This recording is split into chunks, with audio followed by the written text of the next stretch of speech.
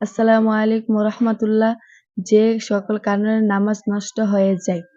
আজকে আমি আপনাদের সাথে এই বিষয়ে আলোচনা করব যে সকল কারণে নামাজ নষ্ট হয়ে যায়। আমরা অনেকেই জানি, অনেকে জানি না।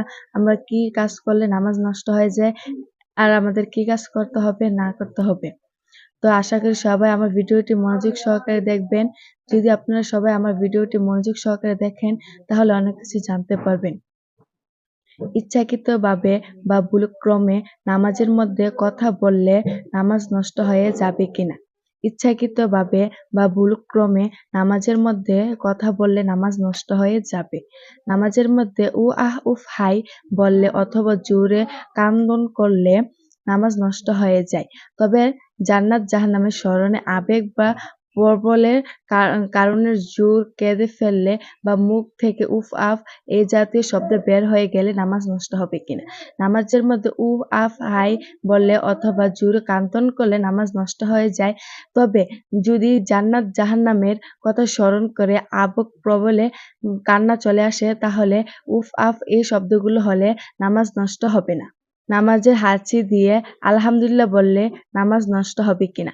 নামাজে হাঁচি দিয়ে আলহামদুলিল্লাহ বললে নামাজ নষ্ট হবে না। তবে এরূপ বা বলা উচিত নয়। যদি অন্য কেউ হাঁচি দেয় এবং নামাজি ব্যক্তি ইয়ারহামুকাল্লাহ বললে নামাজ নষ্ট হবে কিনা? তবে এরূপ বলা উচিত নয়। যদি অন্য কেউ হাঁচি দেয় এবং নামাজি ব্যক্তি ইয়ারহামুকাল্লাহ বলে তবে নামাজ নষ্ট হয়ে যাবে। নামাজে কোরআন শরীফ দেখে কেরাত পড়লে নামাজ নষ্ট হবে কিনা? নামাজে কোরআন শরীফ দেখে কেরাত পড়লে নামাজ নষ্ট হয়ে যাবে। নামাজের মধ্যে বুক কিবলার দিক থেকে সরে আসলে নামাজ নষ্ট হবে কিনা? নামাজের মধ্যে থেকে বুক কিবলার দিক থেকে সরে আসলে নামাজ নষ্ট হয়ে যাবে। নামাজের মধ্যে কারো সালামের জবাব ওয়ালাইকুম সালাম বললে নামাজ নষ্ট হবে কিনা? নামাজের মধ্যে কারো সালামের জবাবে ওয়ালাইকুম সালাম বললে নামাজ নষ্ট হয়ে যাবে।